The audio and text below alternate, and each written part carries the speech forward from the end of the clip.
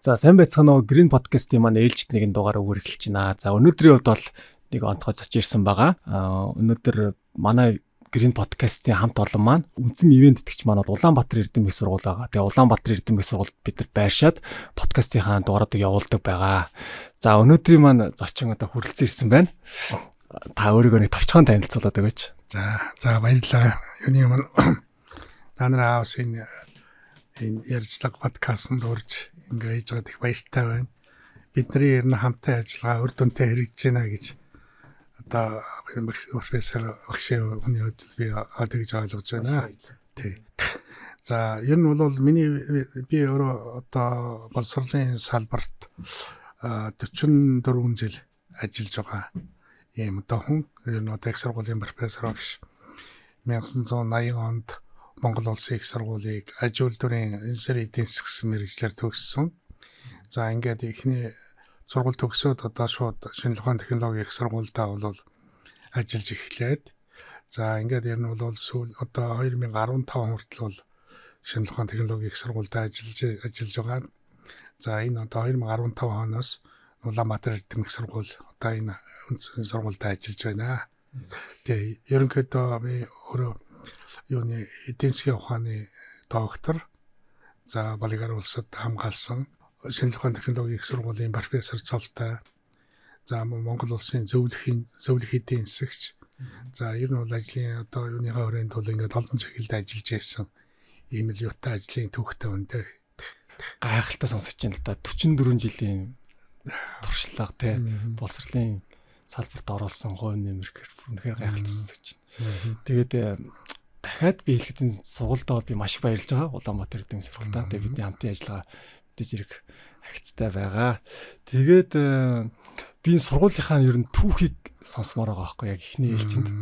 Тэгээд түүхээс л эхлэмээр байна л да. Ер нь сургуулийнхаа түүхээс эхлээд ингээд эхнээсээ хойлогоо ингээд чөлөөтэй явъя. Та сургуулийн түүхийг ингээд нэг гоё яриад өгөөч тий. За альва юм бол бас түүх уламжлалаас эхэлдэг л дээ.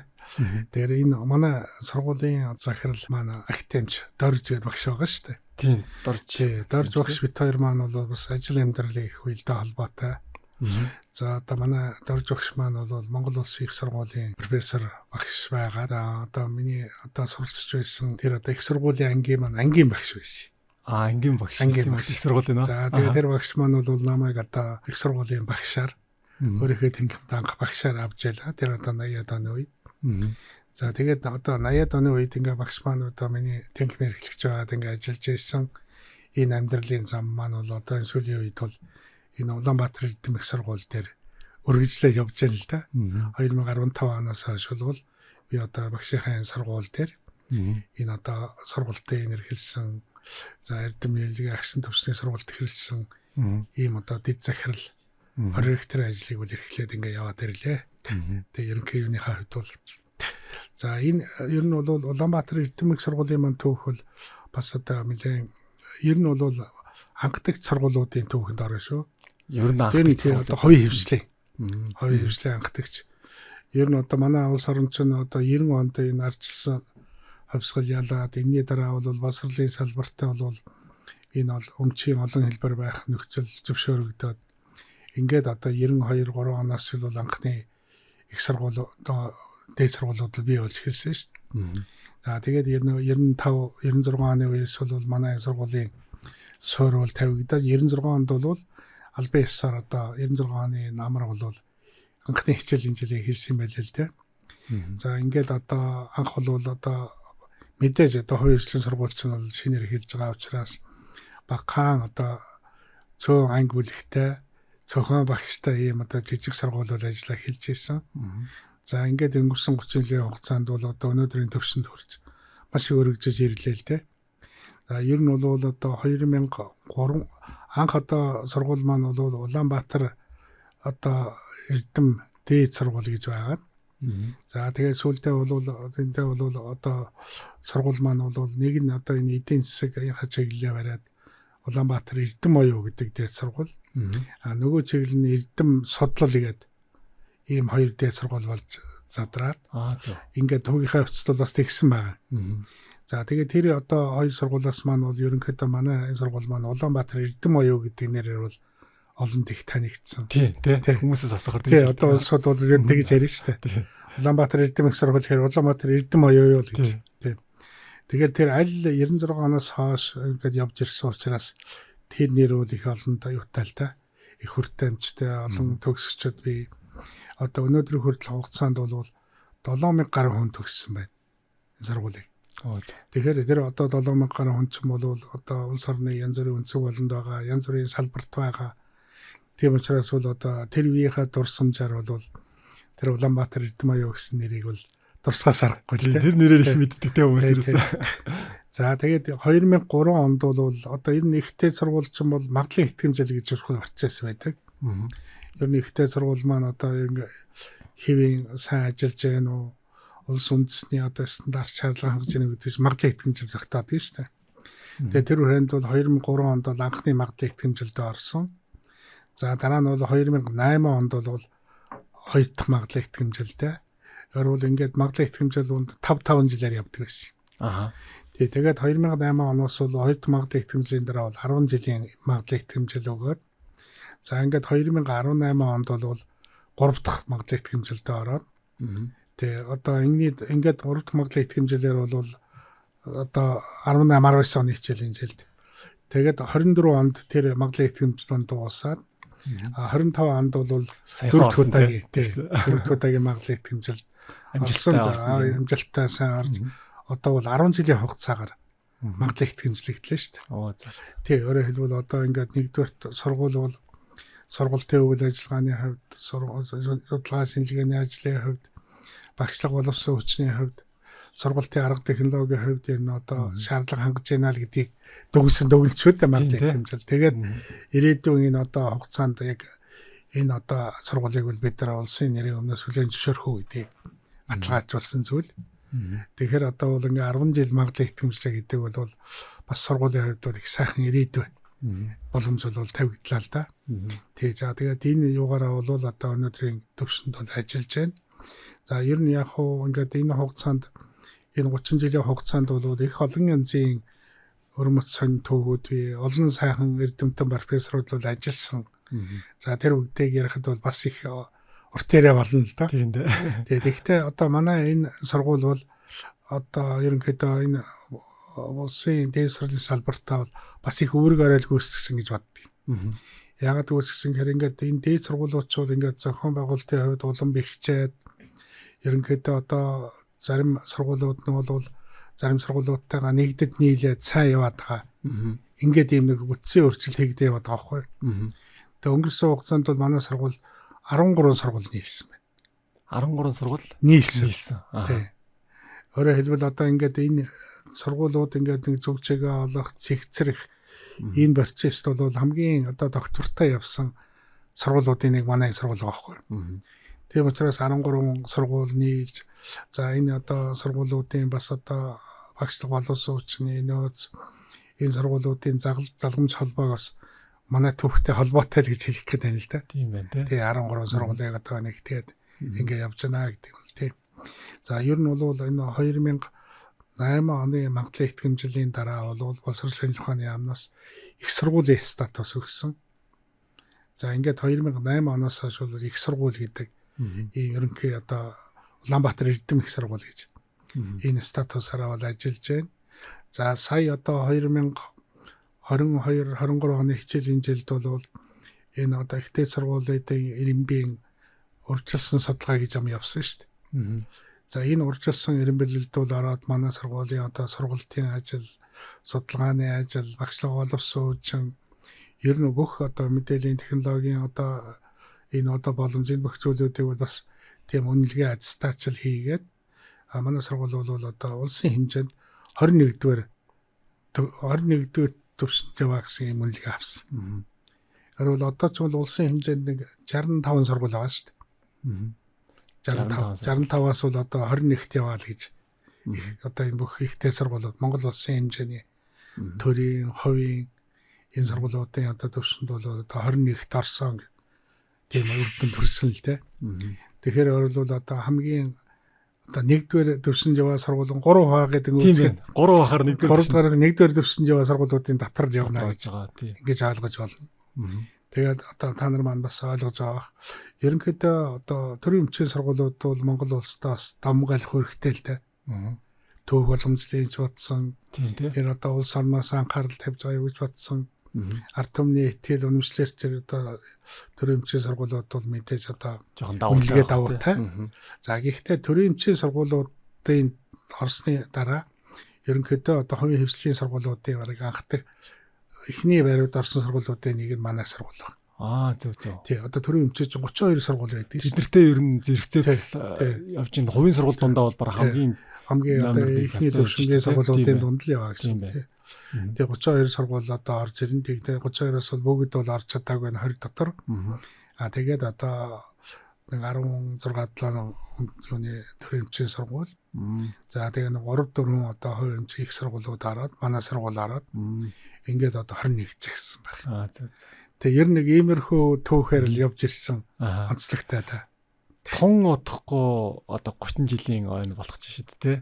Тэгээд 30 жилийн хугацаа гэдэг бол бас их хугацаа л да. Асар их одооны хэллэгээр бол асар их дата энэ сургууль дээр ингээд цугларч байгаа байхгүй те. Маш их туршлага мэдлэг те. Тэгээд сургуулийн онцлогийн хувьд надад нэг гайхалтай санагдсан зүйл нь тэр байхгүй.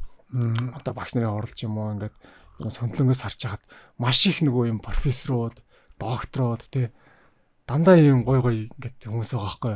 Тэгээ энэ талаар нэг жоохон ярих боломжтой ер нь хэрэг профессор, докторууд энэ эрдэм цолыг хаана хамгаалж ин те маш их туршлагатай хүмүүс байгаа гэж байгаа байхгүй.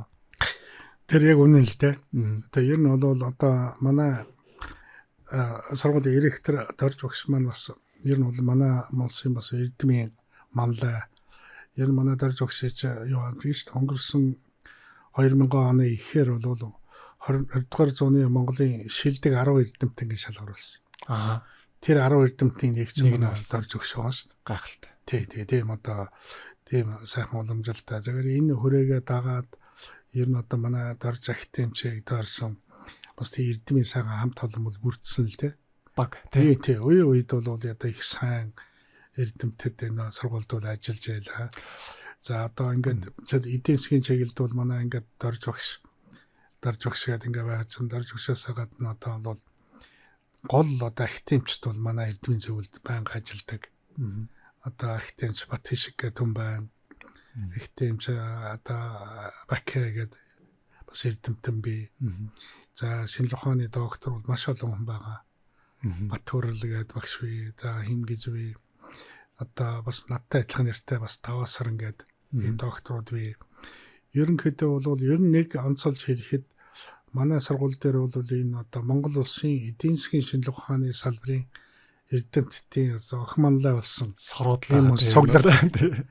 Яг хөө зүгээр цуглардаг ажилдаг нь яг хөө тэр ажлын онцлогоос хамаарат одоо яг хөө тэр шинжлэх ухааны академийн эрдэмтэн ч гэсэн манай сургууль давхар харьяалтай байх жишээ нэ. Ийм хэлбэрээр их байдаг байхгүй. За ийм ч учраас бол одоо энэ Монгол улсын хөгжлийн одоо гол энэ хөгжлийн бодлогын баримтчдыг боловсруулахад бол манай сургууль бол нэг төв нь болдог. Ялангуяа эдийн засгийн салбарын. Эдийн засгийн чиглэл. Одоо 2006-7 оны үед бол үндэсний хөгжлийн зохис бодлого гэж одоо 2020 хүртэл хөгжлийг тодорхойлсон зохис бодлого боловсруулсан. За энэ зохис бодлогыг одоо боловсруулахад бол одоо улсын хэмжээнд ингээд шинжлэх ухааны байгууллагууд, эрдэмтдийн багуудын хооронд уралдаан зарлаад ингээд бол олон багууд оролцоод зас манай сургуулийн баг бол нэгдүгээр хайранд орж тэр үед одоо энэ бидний чинь эрдэмтдийн баг бол 20 сая төгрөгөөр 2006-7 оны шаг нэгжээ. Тэр үеийн 20 сая ч бас хүн шүү дээ. Тэгээ гол нь яг бидний боловсруулсан юун дээр тулгуурлаад энэ 2020 онд хөгжлийн ерөнхий чиглэлүүд тодорхойлогдсон. Тэгэл одоо яг бид нар нарийн ажилтгүйгээс биш тэр үед ярьж яснаар л жишээлбэл одоо мянганы зам энэ аймагуудыг авцаамаар холбоохон тэр ажил чинь тэр үед л яригдчихсэн байхгүй. Тэрний л одоо хөгжлийн зорилтуудыг бол тэр үед тодорхойлж ирсэн гэж ойлгож болно. Хамгийн наацхан. За 2019-20 онд бол алсын хараа 2050 гээд бодлогын баримтчиг боловсруулагдлаа шүү дээ. тий одоо энэ хөрөлсөх ерөнхийлөгч одоо ерөнхий сайд байсан үед бол за энэ одоо юуны эдийн засгийн хэсгийг бол бас одоо манай дөржих шахлаад манай сургуулийн профессорууд бол оролцсон байх.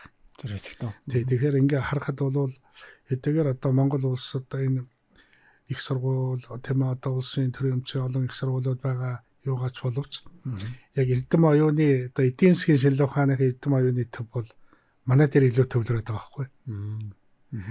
Тийм одоо онцлог одоо юу бол байдаг. Тэгэхдээ тэрийг одоо бид нар бол тэр болгон ингээд олон түмэнд магтаад яриад өөрсдөө сайрхаж яриад байж болохгүй. Та ярьж явах хэрэгтэй байлаа. Ярьж явах хэрэгтэй байлаа. Сайрхаж яриад байж болохгүй. За тэгэхдээ ер нь бол бас ингээд подкастаар ч гэсэн одоо багш нь бол ингээд тайлбарлаж ярьж байгаа гэж баяртай байна. Өөрөөр хэлбэл одоо ингээд Монгол орн чинь бас том орн биш. Ам цөөхөн эрдэмтэн судлаачид төрөлдсөн юм улсууд бол харьцангуй олон биш. Гэхдээ тэрний манлай одоо эрдэмтэн одоо манай дөрж өгч байгаатай уялдуулаад энийг тойрсон эрдэмтдийн судалгааны баг байгаа учраас манай сургууль дээр ажил хэрэгүүд их төвлөрдөг байхгүй. Тийм юм байна. Тий. Тэгээ зөвхөн одоо эдийн засаг биш одоо манайд бол эрх зүйн салбарын одоо бас сайн эрдэмтэд юмнууд бол төвлөрсөн байгаа. Инженерийн салбар дээр бол олон үед одоо их алдартай юм сайн эрдэмтүүд манай салбар дээр бас ажиллаж байсан. Зөв одоо лайхан сар ингээд профессор байна л да. Монгол улсын одоо энэ тэслэгээний асуудлын одоо суурийг тавьсан. Энэ их чухал зүйл тийм шүү дээ. Одоо энэ чинь улс орон гэхэд ядахтаа энэ чинь өөрөө дараа хийдэг байх хэрэгтэй шүү дээ. Тэгээ гадны улс орны оронд одоо бид нар чинь шил одоо та нар мэдэж байгаа ингээд 2012-13 оны үед чинь манайх үндэсний эрхчлөөний хөдөлгөөн яригдаад хаттыг руу өөр Монголоо чөлөөлөх гээд ингээд явхад хамгийн сүүлд 14 онд бол Оросоос дарь өгөө байлаад тэгээд манай цэрэг ботсон шүү дээ. Дарь байхгүй учраас. Өөрөөр бол одоо байлдах зэвсэг сум алга шүү дээ.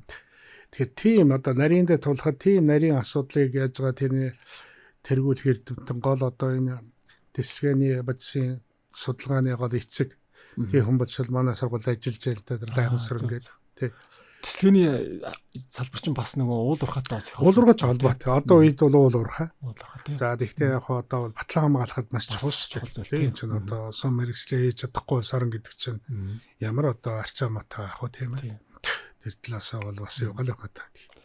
Гэх мэтлэн олон хүнийг ярьж болно. Нэлж болохоор яг үнэхээр гоё сонсогдож байна л да. 20 дугаар зууны гээд бүл бүтнийг зууны тийм Монголын 20 дугаар зууны топ 10 эрдэмтний нэг. Тэгээ тэрнийг тойрсон баг ингээ бүтсэн гэхээр гоё сонсогдож байгаа байхгүй. Үнэхээр бахмаар тийм.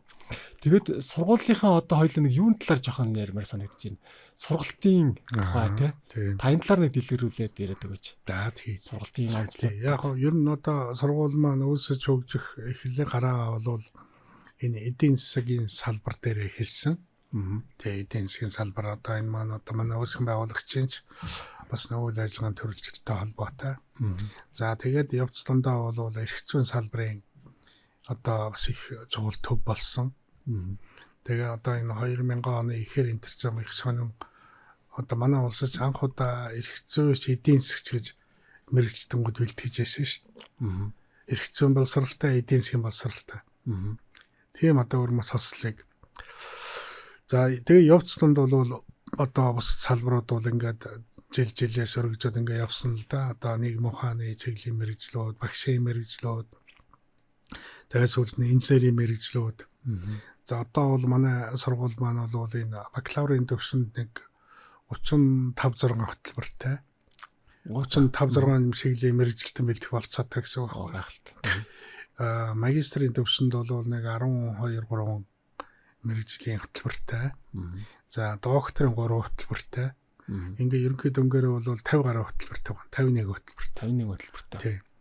Өөрөөр хэлбэл одоо энэ хөтөлбөр гэдэг чинь зүгээр ингээд нэг ийм мэрэгжилтэн бэлтгэх юмаа гэж ингэж ойлгож болохгүй л дээ. Боловсролын хүн бол бас ойлгохгүй байж мэднэ. Энийний цаана нөгөө нэг тэр одоо тухайн мэрэгжлэр сургах сургалтын зохион байгуулалт, төлөвлөгөө тэр төлөвлөгөөнд орсон одоо нэг мэрэгжлэр ихэд 50 хэдэн хичээл байна шүү дээ. Тэр хичээлийг заах хүнийн тэр улсуудын лекцийн фонд нь тэр хичээлийг явуулах сургалтын семинаруудаа тэгээд шалгалт шүүлд авах материал нь тэрийг нь бүрдүүлж одоо бид нар чи энийг нэг хөтөлбөр гэж ярьдаг байхгүй.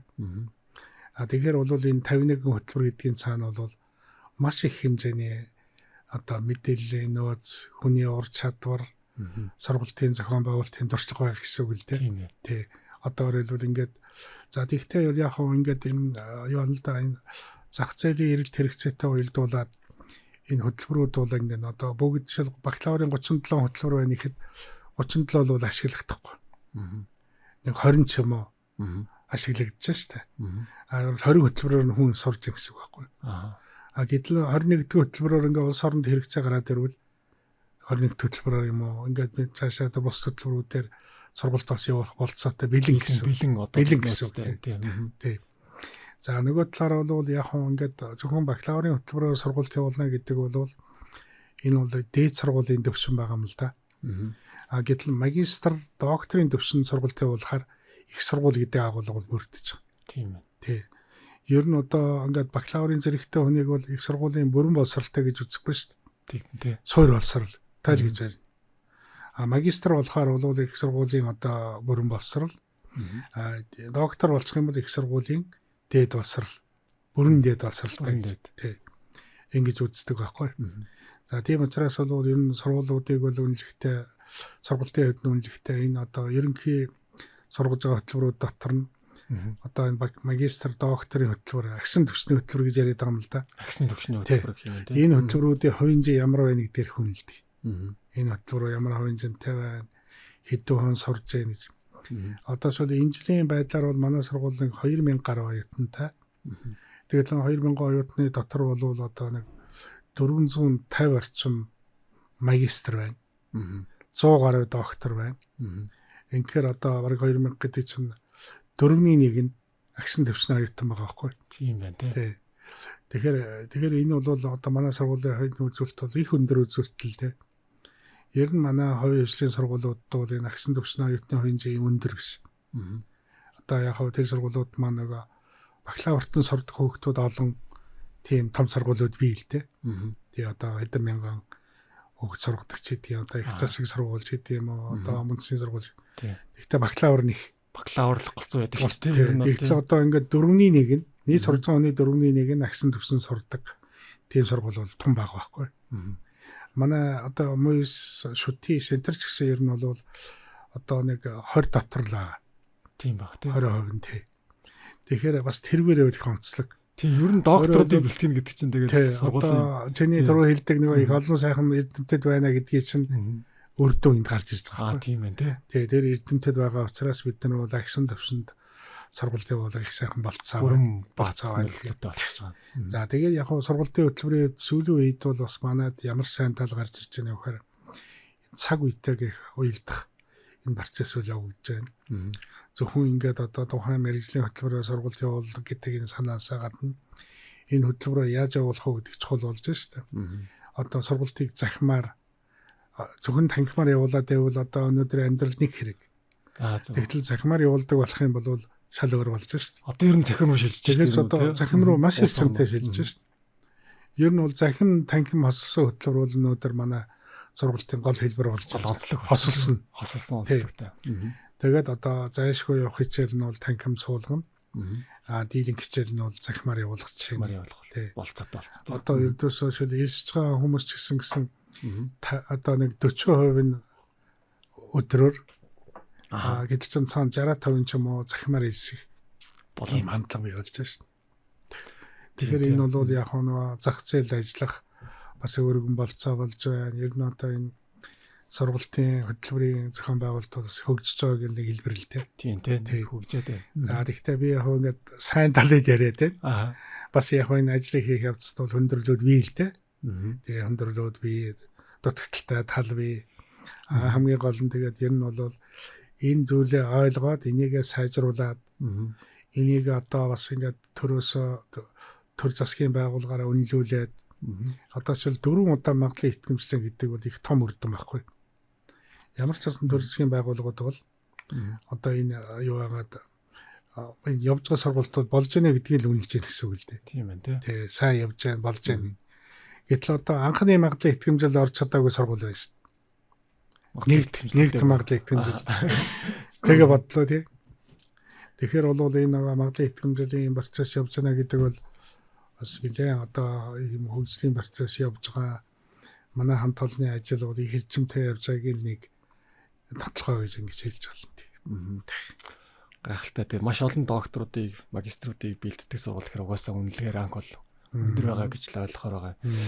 Тэгээд сургуулийн хөтөлбөрүүд, сургуулийн чиглэлүүдээс гадна судалгааны ажил бас манай сургууль дээр их явагдсан юм байна гэж би хараад байгаа. Тэгээд сүүлд хүртэл нөгөө ярьжсэн л да одоо энэ орж ирж байгаа толботой нэг юу ингээд тоног төхөөрөмж юунуудаа бийдэж байгаа гэл те. Та энэ судалгааныхаа ажлуудын тухай бас сургуулийн ажлыг яриад байгаа шүү дээ. Тэгэхээр би яг бас сургуулийн өсч хөгжүүлсэн асуудалтай уялдуулаад их том төслүүдэд бид нар оролцчихлаа. Улс орны хөгжлийн гэх тийм ээ. Энийг бол түрүүн бас зохистой ордлаа тий. За энэ ерөнхийдөө яг хөөр энэ судалгааны ажил бол манай сургуулийн үйл ажиллагааны гол чиглэлтэй. Судалгааны ажил бас ингээд арцсангуй сайн явж байгаа учраас магистр, докторийн сургалтын хүрээ өргөн байна. Өөрөөр хэлбэл одоо энэ магистр, доктор ч одоо дандаа судалгаа хийж доктор хэд эрдмийн зэрэг хамгаална гэж маш нарийн процесс тоолж ингэж яаж байгаа усуучтай. Тэгэхээр энэ улсуудын чинь бол одоо тэр 100 хүний чинь 100 янзын судалгаануудын чиглэл дээр ажиллаулаад тэр судалгааг дуусгachиж нөгөө улсууд чинь доктор болж байгаа байхгүй. Тэгэхээр юм хэлсэн 100 талаас. Тэгэхээр бол тий наад зах нь ингээд докторантурын сургалт гэж чинь 100 янз төрлийн сургалт судалгаа явж байгаа гэж ойлгох хэрэгтэй л юм л да. За энэ судалгааны ажлын хувьд бол одоо юу гэдгийг энийгээд зөвхөн юуны хүрээнд одоо зөвхөн судалгааны ажлыг бол эхлээд ер нь эхний үед бол яг судалгаач бол илүү пүүс компани одоо гэдэг юм одоо нэг аж ахуйн нэгжүүдтэй холбоотой байж байгаа. Тэгээ нөгөө талаар бол нөгөө нэг гол судалгааны чиглэл бол улс орны хэмжээний улс орны их чухал асуудал тийм. Тэгэхээр манайд бол аль аль чиглэл нь байгаа. Тэгээ одоо ингээд улс орны хэмжээний судалгаан дээр ч баян төрөлжөж ажиллаж ирсэн. За энэ багш нар маань бол одоо нэг аж ахуйн нэгжүүдийн төвшингийн судалгаан дээр ч баян оролцож байлаа. Тэг. Ерөнхийдөө бол одоо миний ингээд одоо тооцож байгаа цаагаар бол өнгөрсөн хугацаанд манай сургууль бол нэг 40 гаруй энэ судалгааны төслийг бол хэрэгжүүлсэн байна. Яг сургуулийнхаа нэрийн өмнөөс 40 гаруй төслүүд тий. За энэ төслүүд чинь бол одоо нэгдүгээрт нь яг шинжлэх ухааны технологийн сангийн төслүүд байгаа. Орол улсын зорилттой тийм судалгааны төслүүд байхгүй. За нөгөө талаар бол одоо томоохон пүүс аж ахуйн нэгжүүдийн цагаалгаар хийсэн ийм одоо судалгааны төслүүд зөвлөгөөлшгөний ажлууд байгаа. За дээр нь бол одоо улс орны хэмжээний томгой асуудлуудыг шийдсэн ийм төслүүд байгаа. Тэгээд олон улсын төслүүд байна. Олон улсын төслүүд. Жишээл олон улсын төслүүдийн хүрээнд чинь бол манай сургууль бол ерөнхийдөө энэ одоо 3 улс одоо бүгд найрамд Хятад улс, Монгол улс, Орос улбооны улсын хүрээнд бид нар чи эдийн засгийн коридор гэж яриад байгаа шүү. 3 улсыг холбосон. Энэ эдийн засгийн коридорын одоо судалгаа хийдэг нэг төв байх. Улс орныхаа. Улс орны тэгээ нэг гол төв болдог. Үүнээс чухал. Одоо өөрөлдвөл энэ эдийн засгийн коридорын энэ судалгаа юм явагдаж байгаа. Энийн хүрээнд одоо ярьж байгаа судалгааны үр дүнгээр одоошл манайх бол энэ төмөр замын дэд үтс центр бол маш хөрөгдөж шүү дээ. Тийм ээ. Одоо өмнөний говьд ингээд төмөр зам тавигдж байна. Одоо яг янз бүрийн хүндрэл бэрхшээл байгаа ч гэсэн одоо хил холболтууд бол одоо хийгдэж байна. Дараагийн хил холболтууд нь яригдж байна. Энэ бүгдүүд бол энэ эдийн засгийн коридорын маш том дэд үтсүүд л тийм. Тийм ер нь дэлхийн эдийн засгийн тэглэгчийн ер нь ингээд зүүн тал руу яваад байгаа шүү дээ тийм. Тийм баг хүн тийм. Одоо бол энэ баруун талаар бол баруун коридор гэж одоо Увс аймгийн орчмоос ингээд уршаа бол холбох баруун коридорын төмөр замын төсөл яригдж байгаа. За зүүн коридорын төсөл гээд тэгээ энэ төслүүд бол бүгдэнд нь манайд бид нар оролцож байна. Судалгааны ажлууд төслүүд нь оролцоод ингэж байгаад хийгээд одоо шийдгээд багш нь ихэд би бол энэ 5 гашуун сухатын нэг үндсэн төмөр зам одоо энэ гашуун сухат төмөр зам хөрсөн төмөр зам байгаа шүү дээ. Тэрний төслийн удирдагчаар ажиллаж байсан би. Тий сургууль талаас. Зүгээр одоо бол яаж яах гашуун сухатай бол нэг хаттын ганц манд гэж хэлийн мандтай холбох гэдэг байгаа шүү дээ. Хэл холболт тий. За тэр төсөлд бол би зөвлөхөр ажиллаж байна. Тэг гихчнэ. За одоо яг сүүлийн үед бол би одоо тэр юуны ачааны багаан огсрох үйлдвэрийн техник эдийн засгийн үндэслэл боловсруулах энэ төслийн удирдагчаар бас ажиллаж байна. Зөвхөн би өөрийнхөө тухайд хэлье. За гихчнэ. За яг юуны хувьд бол бид нар 2017-оос 18 оны хооронд бол Оросын холбооны улс Хятадтай Эрдэмтдтэй хамтарсан энэ одоо эдийн засгийн коридорын тээврийн дэд үтсийг байгуулах судалгаа гэж маш том судалгаа хийсэн. Орол одоо энэ тээврийн судалгаа чи ямар очиртай вэхээр зөвхөн Монгол тавих төмөр замын тухай ярихгүй шүү дээ. Монгол тавьж байгаа төмөр замыг Монгол тавьж байгаа авто замыг Хятадд байгаа ямар замтай холбох вэ? Хэрвээ Хятадд зам байхгүй бол тэнд ямар зам барих вэ? Оросд байгаа төмөр замтай яаж холбох вэ? Гэсэн тийм асуудлаар судалгаа нарийн судлахгүй болохгүй тэр чинь тийм дид бүтц судалгаа. Гурван улсын судалгаачин гол нь бол тийм судалгаа байгаа юм л да. Тэр төвшний судалгаа бол хийсэн. Тэгээд тэр бол энэ цаашдаа ингээд манай энэ эдийн төмөр замын тээврийн коридоруудын хөгжилд бол ирээдүйд маш хэрэгтэй тийм судалгаа болсон л да. Тийм ээ. Олон жилээр л гарч ирж байна. Тэр судалгаанууд ч л одоо тэр нэлээд толгоор баримтчих болно шүү дээ. За тэрнээс гадна ер нь ингээд энэ эдийн засгийн коридорын ажил ингээд хэрэгжиж байгаа үйлдүүлээд энэ одоо үндэсний эдийн засгийн аюулгүй байдлын судалгааг бид нар энэ 17, 19, 18, 19 оны үед ковидын өмнө бол том судалгаа хийж байсан. Тэгээд тэр бол юу болж байгаа нөхөр ингээд бид нар хэдийгээр олон улсын харилцаанд орж байгаа ч гэсэн энэ нөгөө эдийн засгийн аюулгүй байдлыг бас их сайн хангах хэрэгтэй. Тийм ээ. Одоо юу гэдгийг гадны хөрөнгө оруулалтыг оруулах гэж ямар бодлогоор оруулах вэ? Ганц улсын хөрөнгө оруулалтыг дамгаа оруулаад байх уу? Төмөр зам тавилаа гэж яаж төмөр зам тавих вэ гэдэг ч юм уу тийм ээ. Энэ одоо асуудлыг бол юутай холбож бид нар одоо асуудлыг бодох ёстой гэдэг юм уу. Ингээд одоо худалдаа хийлээ гэж яаж худалдаа хийх вэ?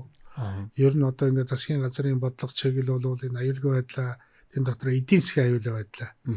Тэгээ энэ чинь аюулгүй байдал чиг олон талтай шүү дээ. Хэлээс гарын аюулгүй байдал, геополитикийн аюулгүй байдал, эдийн засгийн аюулгүй байдлаа хангахын тулд одоо засаглалын тогтолцоо ямар байх ёстой гэдэг юм уу. Энэ чиглэлийг яасан их том төсөл хийж энэ одоо засгийн газарт бол хүлээлгэж өгсөн байх жишээний. За чинь хасар чухал одоо улс орны ирээдүйтэй холбоотой том судалгааны мэдээлэл цуглуулдаг юм шүү дээ. Тийм судалгаанууд хийж за тэр судалгаа хийх явцд бол энэ одоо эрдэмтдийн хүч ашиглаж ингэж ажиллаж байна л да. Тийм ээ тийм. Ер нь ихтэй манай судалгаанууд бол илүү ингээд эдийн засгийн бодлогын удирдлагын одоо ингээд яг улс орны хэмжээний удирдлагын, салбарын удирдлагын за том компаниудын удирдлагын ийм төслүүд их голдог. За тэрнээс гадна яг бас инженерийн салбарын төслүүд бол их бас нэлээд сайн явж ирсэн юм боломжтой бий. За одоо компаниуд яг миний хувьд яг ойлгохгүй л да. Яг өөрийнхөө зүгээс л ярьчих. Компаниуд орж ирэл ер нь санал тавих уу те энэ дэр одоо судалгаа хийлгэмээр байна. Тэгин.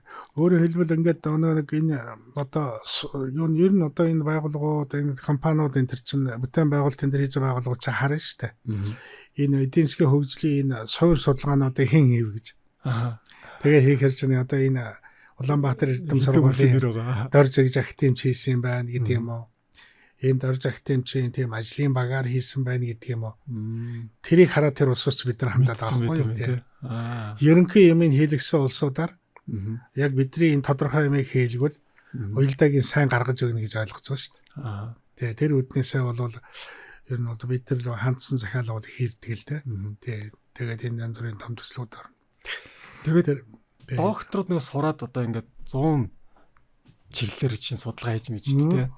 Тэр нь чинь одоо хасар их нөгөө мэдээлэл датанууд л явж ийн л да. Тэгэхээр энэ бас тодорхой хэмжээнд зарим юмнууд нууцтай байх хэрэгтэй ер нь. Байна. Тий одоо зарим салбарын докторантын судалгаа бол нууц зэрэгэлтэй байдаг шүү дээ. Тий жишээл одоо үндэсний аюулгүй байдлаар энэ тэр бас бид нар ч бол доктор хамгаалуулсан. Тэр улсуудын судалгаа бол ер нь юу шүү нууцын зэрэгэлтэй. Тий. За энэ одоо улс орны эдийн засгийн ч гэдэг юм уу зарим компаниуд ч гэсэн нууцлын зэрэг гаргаж ирнэ. Зарим судалгааг бол яг тэр компани нэрийн зааж юм уу одоо ингэж судалгаа ярьж болохгүй төлөөлмөл нэр хэрэгэлдэг. Тий одоо X компани гэдэг жишээнэл Тэмнэр хэлж ирэх маягаар бол бас судалгаа хийх нөхцөл бол гардаг.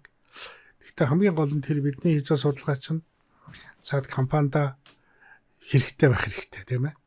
Гол нь тэр хэрэгцээг нь хангаад тэрний завсар зүгээр ингээд нууцлыг хадгалахтай холбоотой асуудал бол дараагийн асуудал байхгүй. Тийм юмнууд. Одоо нэг тэгж штэ одоо аюулгүй байдлаар ч гэж бас нэг эдийн засгийн аюулгүй байдлаар судалгаа хийгээд те гадны хөрөнгө оруулалт моролт гэдэг маш их том судалгаагаа хийгээд одоо хүлээлгэж өгсөн гэдэг ч те. Жишээ нэгэд улсад одоо хүлээлгэж өгөхөөр засгийн газар хэрэглэхгүй байх ч юм уу оошоохгүй байх тохиол ер нь байдгүй. Энд дэр ер нь басаас хэр анхаард юм бол ер нь. Тийм. За тэр их чухал яг надаас болж бас бидний сэтгэлийг их зовоодаг л да. Янз бүрийн төслүүд дээр бол ингээд яг төслийг чи ингээд тухайн тодорхой цаг үе, тодорхой засгийн газар, тодорхой одоо төрийн байгуулагч гэдэг юм уу, тодорхой компани ингээд ялангуяа төрийн өмсөх компани ингээд захиалж байгаа шүү дээ. Гэтэл манайд бол ингээд засаг төрийн ойрхон солигддог.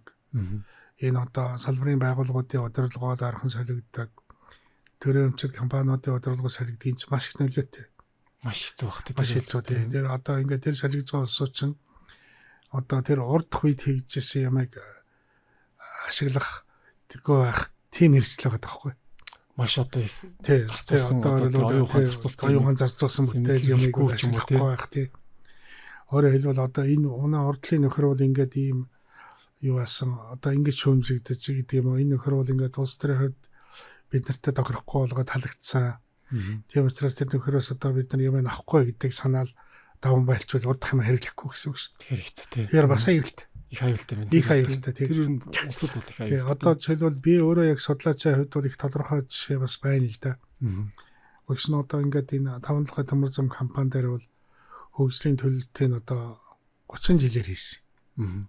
30 жилээр хийгээд энэ компани үйл ажиллагааны чиглэлээр бол ингээд их олон чиглэлээр зөвхөн одоо ингээд төмөр замын суур үзгэж одоо замаа хариуцахаас гадна тээвэрлэлтэй хариуцсан. Тээвэрлэлтэй дагаад логистикийн ажлаа хариуцсан. Тэгээд ингээд одоо энэ төмөр замын тийм төслийн ажлыг хариуцсан гэдэг ингээд олон талд үйл ажиллагаа хариуцсан гэдэг компани улсуудын хүсэл бодол нь тийм байсан л да. Үйл ажиллагаагаа маш том өргөжүүлэх том компани болох. Гэтэл тэр компани манд бүтцийн өөрчлөлтөөр одоо байдал нь өөрчлөгдөд. Одоо зөвхөн тээвэрлэлт хариуцдаг компани болчихж байна. Тэгэхээр нөгөө бидний замын суур үтсээ хариуцсан тэр одоо тээвэр логистикийг хариуцсан төсөл мэсэл хариуцсан гэдэг нь бас үг болчихж байгаа байхгүй юу? Тийм ээ тий. Тэр их хэцүү байна. Бас улс төрөөс тэр компани ч ингээд тэр ийм олон чиглэлийн ажлын төлөвлөгөөтэй ажиллаж байгаа гэдгийг яг одоо компани асуудлыг шийдэхдээ бол харгалж үзэхгүй шүү дээ. Харгалж үзэхгүй тий. Компани улсууд бол одоо маш их хүнд байдалд орж байгаа юм л да. Бид нар ийм гэж яриад тэр нь одоо нэмэр авахгүйгээ одоо яг та нарын төлөвлөгөө байгаа ч гэсэн бид нар бол одоо ийм бүтцийн өөрчлөлт хийгээс аргагүй гэл. Ингээд энэ төлөвлөгөө гаргаад төлөвлөгөөгөө дагаад хүнээ бэлдээд одоо энэ үйл зохион байгуулалтын бүтцээ бэлдээд ингэж яхад тэгээ байдал нь өөрчлөгчөөр чинь ажил их хүнд болж байгаа юм л да. Тийм ээ тий. Одоо ингээд сургуулийн 30 жилийн ой болох чинь тэгээд энэ зориулсан үйл ажиллагаанууд бас юу байна. Тэгээд бас ер нь одоо цаашдын сургуулийн бас зорилго байх шүү дээ. Цаашаа дахиад олон жил ажиллана. Ирээдүйн зорилго чиглэл одоо төлөвлөгөөг мууцшаал тий. Тодорхой хэмжээнд яриад байгаа шүү дээ. Тийм ээ тэгээ удаан ярьж явах шиг байна миний бодлоор бол тий. Гэхдээ ер нь манай сургуулийн хувьд бол сая ингээд нэг 10 жилийн одоо энэ магадлалын итгэмжил орохтой уйлдуулаад ер нь 2035 орд хөгжлийн стратеги төлөвлөгөө гэж боловсруулсан байна. За 35 орд. Тий одоо хамгийн чухал зүйл бол одоо энэ стратеги төлөвлөгөөгөө барьна л да. Тий. За энэ төлөвлөгөөгөөр юуг төлөвлөж байгаа гэхээр нэг 2030 он гэхэд бол бид нар ерөнхийдөө энэ судалгааны их сургуулийн төвшөндөө бол одоо урагшаа хэц гарганаа. Ялангуяа одоо тэр нэг улсын зэрэглэл англиар тогтоож англиар бол бид нар бол нэлийн урагшаа хийх юм бодол байна. Одоо түрүүн багшны хэллээ 21 тагаа гэдгийг бол ер нь нэлийн урагшуулах бодлоо ааш. Тий. Тэгээ тэрийг тэгтээ яг тэдэд болно гэж болоо та. Ялгаргүй байна. Ер нь нэгдүгээрт нь тий судалгааны их сургууль болно гэсэн. Тэгээд 30 оноос хойш бол сургалтын их сургууль болно 30 он дотор бол. Ихтэй нэлийн одоо тэргүүлэх төвшингээ. А 30 оноос хойш бол одоо судалгааны их сургууль болъё гэсэн бодолтой байна. Судалгааны их сургууль. Судалгааны их сургууль. Өөрөөр хэлбэл юу болох вэ гэхээр одоо энэ сургуулийн амьдралын гол суурь нь судалгаа байдаг. А энэ судалгаанаас бол одоо тэр үйл ажиллагааныхаа орлогынхаа дийлэн хэсгийг олдог. Энэ одоогийн нэг агсан төвшний оюутан давмгай байдал бол улам үргэлжилсэн. Тэгээд одоо үйлдвэр байгууллагуудтай их холбоотой олон янзын төсөл хөтөлбөр хэрэгжүүлж чаддаг. Тэгээ одоо ингээд төгсгчнөр улсуудаа бол өөрийнхөө төгсгчнэрийн компанитай нэгт холбоотой ажилладаг. Тэднийхээ үйл ажиллагаатай хоршиж сургууль үйл ажиллагаа явуулдаг. Судалгааны сургууль нэг том лаборатори баг болно гэсэн. Ер нь бол их олон талаар яана л да. Одоо жишээлбэл одоо өнөөдөр бол манай сургууль их чинь ингээд багш нарын 40% эрдмийн зэрэгтэй байгаа шүү дээ. А судалгааны их сургууль болох юм бол энэ одоо хувь бол доор хаяад ер нь одоо 50-аас дээш, бараг 60-аас дээш болох хэрэгтэй. 60-аас дээш болох хэрэгтэй. Тийм. Нийт багш нарын шүү дээ. Одоо 100 багштай байлаа гэхэд 60 багш нарын эрдмийн зэрэгтэй. Тэгэхээр энийг биелүүлнэ гэдэг чинь бас их хэцүү л дээ. Тийм. Одоо бол шигэд манай англи сургуулийн амьдралдаа харах чинь нэлээд их багш нар бол ахмад багш нар байгаа юм л да. Эрдмийн зэрэгтэй олон жилийн амьдралын процессороо ингээд эрдмийн зэрэгтэй болцсон. А гэтэл энэ улсууд чинь ингээд цаг хугацааны явцад одоо тэтгэвртэй гардаг юм уу ингээд өөрчлөгдөн. Тэгэхээр энэ залуу үе бол илүү их олон хүн эрдмийн зэрэг цалд хүржээж бид нар бол тэр 60% хангах төвс нөрөх байхгүй. Тэгэхээр тэр бол маш их том зорилт байна. Энэ дээр их анхаарч байгаа юм тийм залуу үе. Тийм одоо судалгааны их сургууль болох. Тэгээд энэ судалгааны их сургуулийнхаа хүрээнд энэ судалгааны ажил бол мэдээж их хөргөжих хэрэгтэй. Одоогийн хүртэл явж ирсэн зам байр сууриа бол алдахгүй. Энээс өргөн цар хүрээтэй юм явуулж судалгааны ажлыг хөрөө өргөж шүү дээ. Тийм чиглэлээр бол хитийн төлөвлөлтөө бол ерөнхийдөө тодорхойлж байгаа. Тийм. За нөгөө талаар бол яг одоо сургуулийн дэргэд бол эрдэм шинжилгээ судалгааны төвүүд бол их сайн хөгжих хэрэгтэй. Инновацийн төвүүд гэж юмнууд бий болох хэрэгтэй. А ер нь одоо сургууль байгууллага тэр байтугай өөрөө бол энэ одоо өндөр технологийн компани төр байгуулах хэрэгтэй. Тэгжээж одоо бол энэ судалгааны их сургууль болно л да. Тэгээд энэ бүгд нөхцөлийг шалгуурууд хангахул засгийн газрын тогтоол гарч иж судалгааны их сургууль болдог. Тэгэхээр одоо бол Монгол улсын их сургууль, шүтээс ихсэн сургуулиуд дээр л одоо яах вэ гэдэг асуудал яригдж шүү дээ. Тэгэхээр одоо эдний энэ 25 6 оны төвшөнд ийм байгаа юм бол бид нар одоо 35 оны төвшөнд хүрнэ гэдэг бол бас л их том зорилт байгаа юм л да. Тийм зорилтыг бол тавьж байна.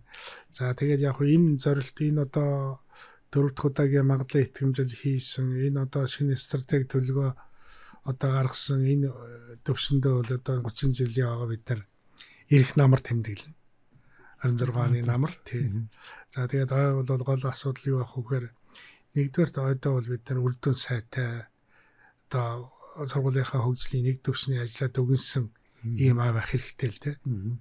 Тэгэхээр энэгээр үндэслэн наад зах нэхэд бид нар бол одоо энэ 7000 гаруй төгсч гэж байна. Энэ төгс нартайгаа бол холбоо хэлхийгээ сайн тогтож төгс нартайгаа сайн холбогдох хэрэгтэй. Өөрөлдвөл энэ одоо бидний төгссөн хүмүүс маань нэг улс оронд ямар хэрэг болж байна. Юун дээрээ болж байна, юун дээрээ болохгүй байна. Энэ хүмүүсээ цаашаа хөгжүүлэхэд бид нар тус болж чадах уу юу? Тэрийг одоо тодорхойлох гэдэг бол энэ ой тэмдэглэлийн гол зүйл байгаа шүү дээ. Тийм учраас энэ төгсөлтөйгээ уулзах энэ цовруул уулзалтууд, цовруул ийм ажлууд бол явагдана. За энэ 30 жилийнхаа ажлыг дүгнэх хэрэгтэй. Тэгэхээр яг тийм дүгнэх талаас болж ирэхээр 30 жилийн хойно тийм номнууд ийм судалгааны тайлан майл бас гарах хэрэгтэй болж байгаа юм л да. Тэгжээж одоо ингээд одоо өнөөдрийн ажиллаж байгаа улсууд 5 жилийн дараа 10 жилийн ажиллахгүй байсан ч гэсэн энэ нөгөө ажиллаад дүгнсэн материал чинь яах вэ? Тэр 5 10 жилийн дараа ажиллаж байгаа улсуудад ширээний ном нь бол тийм ном бүтээл юмнууд бол гарч таарах байх. За тэгээд чиглэл дээр бол одоо ер нь одоо бол бүх салбараар бол бид нар 30 жилийн авах тийм ажлын төлөвлөгөөтэй ажиллаж байна л да. Энэ дээр тэгээд энэ чиглэлээр бол их ажил гарах байх. А ер нь та бүхэн дахиад чиг хамтарч ажиллах байх гэж байна. Тийм байна. Тэгээ ер нь бол Улаанбаатар эрдэмтэн сургуультайгаа хамтарч ажиллаж байгаа маш их баяртай байгаа. Тэгээд ерөөсөө энэ сургууль маань ерөөсөө ингээд таны ярин сонслоо л доо. Ерөөсөө хүний биеэр бол яг тархил юм байна. Маш олон эрдэмтэд байгаа. Тэгээ маш олон судалгаа явагддаг те.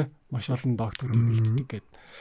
Тэгэхээр энэ гоё хүний стил тархин болсон те. Энэ гой сургуультай маш их баярлж байна. Тэгээд ер нь хоёлаа одоо энэ цаг бас нэлээч хоёул ярьчлаа тий. Тэгээд төсөлд нь танд хэлэх үг байна тий.